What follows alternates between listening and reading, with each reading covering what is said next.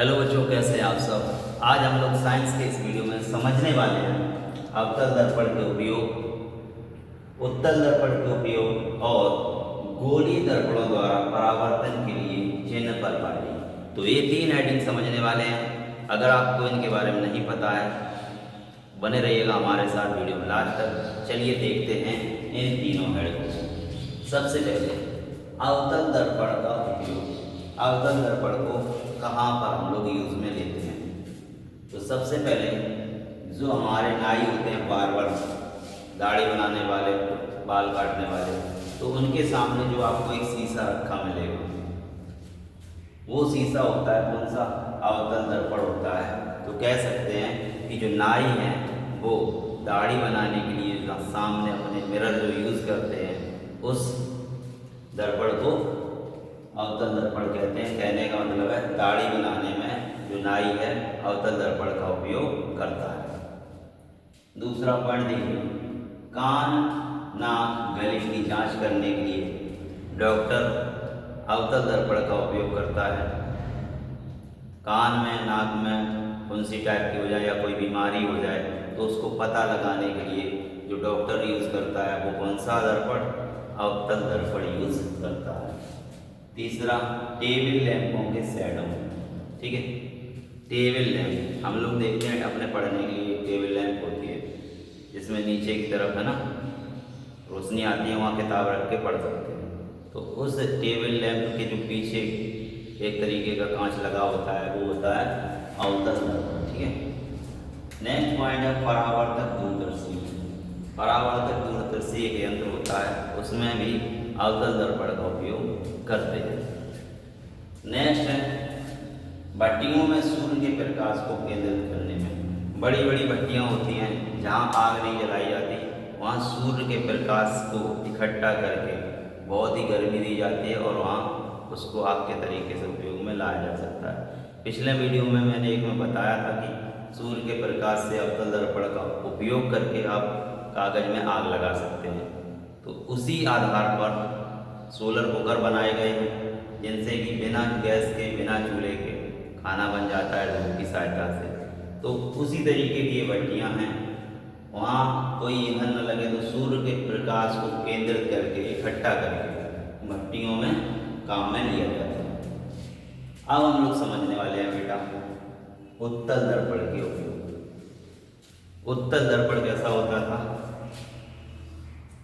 अंदर की तरफ पेंट होता था और बाहर की तरफ का परावर्तक तल होता था। अवतल दर्पण कैसा होता था, बाहर की तरफ पेंट होता था, अंदर की तरफ से प्रकाश, है ना।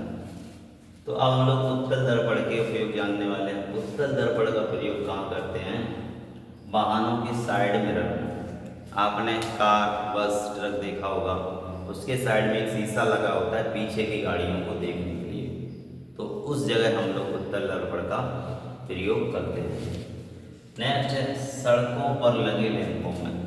सड़क पे आपने देखा होगा हाईवे या बीच में लट्ठे लगे होते हैं, उनमें लैंप लगी होती है।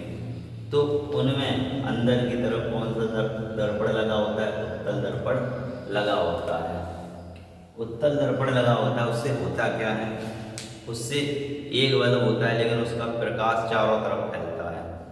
और अवतल दर्पण क्या करता है, प्रकाश को इकट्ठा करता है एक जगह पे।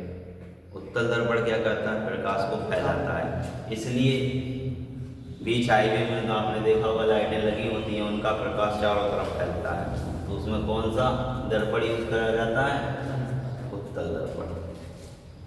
अब हम बच्चों जानेंगे गोलीय दर्पणों द्वारा परावर्तन के लिए चिन्ह पर पाठ्य। ये बहुत ही इंपॉर्टेंट है, यहाँ से क्वेश्चन नहीं तो एक सवाल बनने वाला है। देखिएगा, तो जब भी हम प्रतिबिंब बनाएंगे तो प्रकाश बाईं ओर से डाला जाता है। कोई भी दर्पण हो, उत्तल दर्पण, अवतल दर्पण, क्या करेंगे, जैसे मान सकते हैं ये हमारे पास है कौन सा दर्पण, ये अवतल दर्पण, ठीक है। यहाँ पे इसका क्या होता है, फोकस, सॉरी ध्रुव, यहाँ पे फोकस और यहाँ पर वक्रता केंद्र। और ये जो लाइन है इसका नाम क्या है बेटा, मुख्य अक्ष कहते हैं इसको, ठीक है। अब देखिएगा, अब समझिए इसको, प्रकाश बाईं ओर से डाला जाता है। किसी भी फोटो की इमेज बनाने के लिए प्रकाश कहाँ से आएगा? बाईं तरफ से। तो इस तरफ से जब प्रकाश आएगा तो उसे बोलेंगे बाईं तरफ से, ठीक है। कभी भी कोई भी प्रतिबिंब बनाना है, हमने पिछले वीडियो में देखा, इधर से ही हम लोग हर बार प्रकाश डालते हैं। दूसरा पॉइंट देखिएगा, सभी दूरियां दर्पण के ध्रुव से मुख्य अक्ष के समांतर नापी जाएंगी। सब दूरियां हैं, प्रतिबिंब अगर यहाँ बन रहा है तो यहाँ से नापी जाएगी यहाँ तक की दूरी, ठीक है।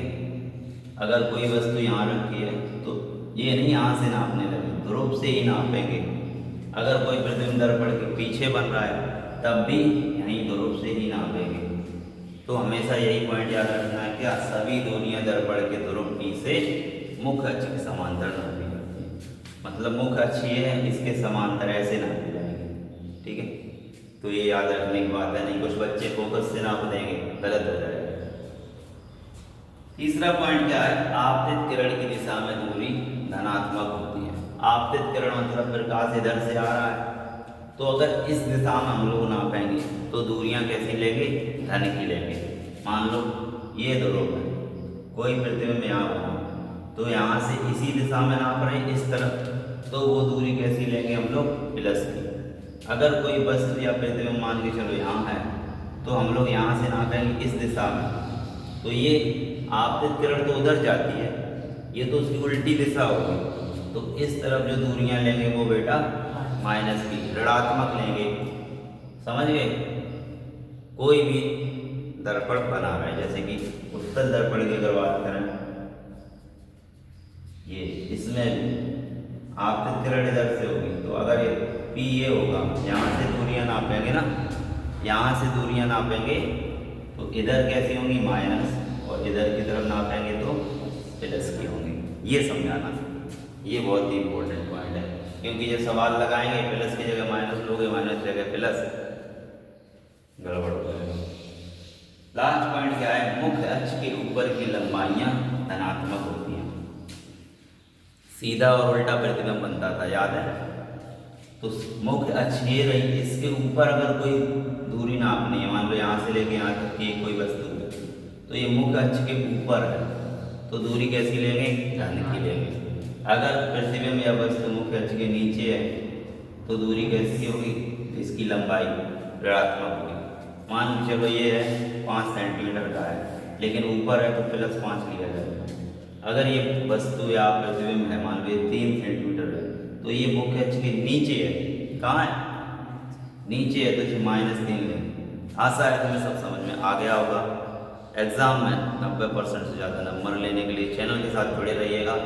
जब आपके एग्ज़ाम होंगे तो बहुत ही इंपॉर्टेंट क्वेश्चन आपको बताए जाएंगे, वो आपके एग्ज़ाम में आएंगे। मिलते हैं बच्चों नेक्स्ट वीडियो में। जय हिंद, वंदे मातरम।